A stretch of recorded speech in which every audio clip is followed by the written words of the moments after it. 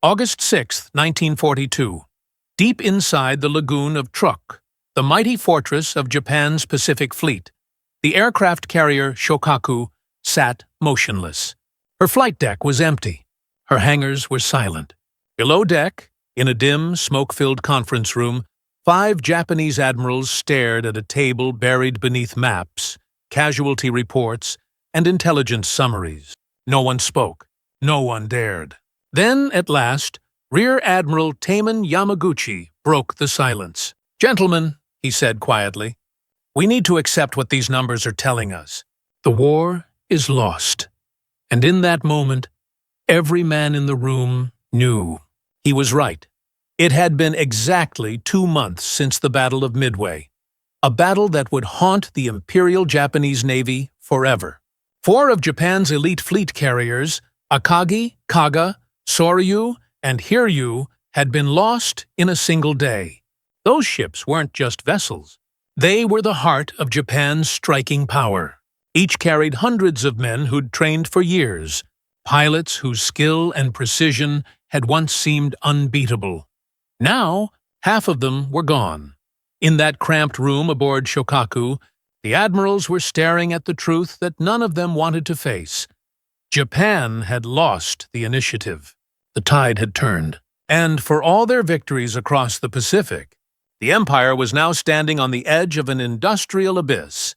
To understand how they reached this point, we must go back 8 months, to December 7, 1941. At dawn, Japanese aircraft roared across the Hawaiian sky, their engines screaming as they dove toward Pearl Harbor. Explosions shattered the morning calm. Battleships burned. Columns of smoke rose miles high. It was a masterpiece of planning. Admiral Isoroku Yamamoto's gamble for supremacy in the Pacific. The results seemed glorious. 8 American battleships sunk or damaged. Nearly 200 aircraft destroyed. Over 2,400 Americans killed. But amid the flames and chaos lay the seeds of Japan's defeat. Because the American aircraft carriers, Enterprise, Lexington, and Saratoga, weren't there. The massive fuel tanks at Pearl Harbor, filled with millions of gallons of oil, were untouched. The submarine base and repair yards, still intact. Japan had won the battle, but failed to cripple the enemy. Yamamoto knew it immediately. Legend says, he muttered, "I fear all we have done is to awaken a sleeping giant and fill him with a terrible resolve." Whether he said it or not, every admiral in that room aboard Shokaku now knew he had been right. Japanese intelligence had estimated they had 6 to 8 months. 6 months before American industry began to flood the Pacific with new ships, new planes, new pilots. By August 1942, that window had slammed shut. Reports arriving from Tokyo painted a grim picture. American shipyards were producing Essex-class carriers, larger, faster, more powerful than anything Japan could build. By the end of 1943, the United States would have a dozen new carriers at sea. By 1944, they would outnumber Japan 10 to 1. And the planes? In 1941, American factories produced 19,000 military aircraft. Japan managed barely 5,000. But by 1943, the United States was projected to produce 85,000 planes a year. Japan? Maybe 16,000. If everything went perfectly. Nothing was going perfectly. Captain Mitsuo Fuchida, the man who had led the attack on Pearl Harbor, sat at that meeting too.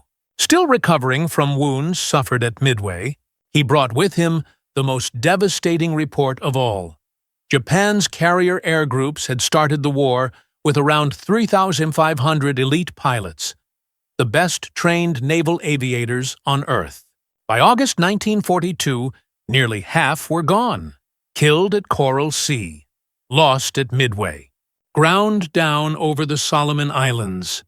Those who survived were exhausted, flying multiple missions a day with almost no rest. New trainees were coming in, but they were different. Fuchida explained it bluntly. Our new pilots have 200 hours of flight time. The veterans had 800.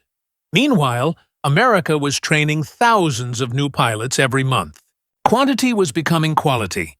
Japan's aces were dying faster than they could be replaced. And Fuchida knew it. He warned, "At this rate, by mid-1943, Japan will have no experienced carrier pilots left." The silence that followed was heavier than the smoke that filled the room. Then came the submarine reports. Admiral Yamaguchi spread the charts on the table. The numbers were terrifying. Japan's submarines had done little damage to American commerce. But American subs, small, aggressive, and now more numerous, were devastating Japan's lifelines. In January 1942, Japan had lost 15 merchant ships. By June, that number had doubled. By August, 40 ships a month were being sunk. And worse, they were losing tankers. Japan's empire depended on imported oil, rubber, rice, and iron ore. Every ton of it had to travel across seas that were now crawling with American submarines. The empire had the oil fields of the Dutch East Indies, but soon, no way to bring the oil home. Maps sprawled across the table showed a glowing red web. The territories Japan had conquered in just 6 months. The Philippines, Malaya, Singapore, Burma, the Dutch East Indies. Hundreds of islands from Wake to New Guinea. But it was a web that was already unraveling. Japan now had to defend a perimeter thousands of miles wide, and every garrison needed men, supplies, and ships. The Americans didn't. They could pick their targets, strike where they chose, concentrate their strength. It was a war of attrition, and Japan was the side running out of everything. One admiral, desperate, suggested negotiating peace. Perhaps if Japan returned some territories, the United States might agree to a ceasefire. Laughter, bitter, hollow, filled the room. They all knew what the intelligence reports said. America was furious. Pearl Harbor had united the nation in a way Japan's leaders had never imagined. Factories were running 24 hours a day. Women were welding, riveting, building ships and bombers faster than Japan could destroy them. There would be no peace, only unconditional surrender. They turned next to the question that haunted them all. How had it gone so wrong? Admiral Chuichi Nagamo, the man who had commanded the Pearl Harbor attack, spoke quietly. The plan, he said, was meant to destroy America's battleships. We believed that would cripple their navy and their will to fight. But the Americans didn't break. They fought harder. And the battleships Japan destroyed? They weren't the true power anymore. The future belonged to the carriers, the very ships Japan had missed. Worse still, Pearl Harbor had been too successful, because it looked like treachery, a sneak attack without warning. The delayed delivery of Japan's declaration of war turned a military strike into an act of infamy. In one morning, Japan had unified America, given it moral purpose, and turned the entire world against them. Then came the Doolittle Raid, April 1942. 16 American B-25 bombers launched from the carrier Hornet and struck Tokyo itself. The damage was minor, but the psychological impact was enormous. For the first time, Japanese civilians heard air raid sirens over their own capital. The myth of invincibility was shattered. Worse, the raid provoked Japan into rushing the Midway operation, the very trap that had destroyed their carrier fleet. The irony was bitter beyond words. As the meeting dragged on, they reviewed one final report, an economic forecast from the finance ministry. Even in the most optimistic scenario, Japan's war economy would collapse by late 1944. The numbers didn't lie.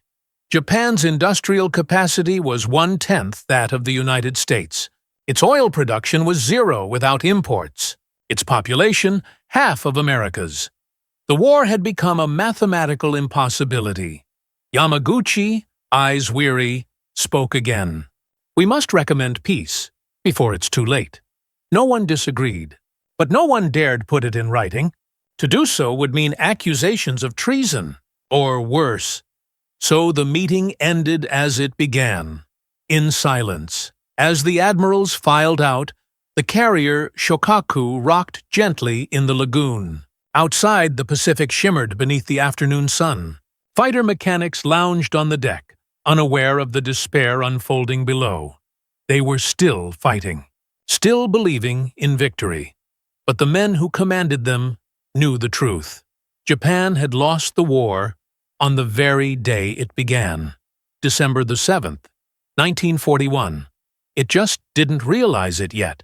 Years later, as Tokyo lay in ruins and Japan signed its surrender aboard the USS Missouri, historians would trace the empire's downfall not to Midway, not to Hiroshima, but to that quiet August morning in 1942, when 5 admirals sat in a smoky room, stared at the numbers, and finally understood the truth.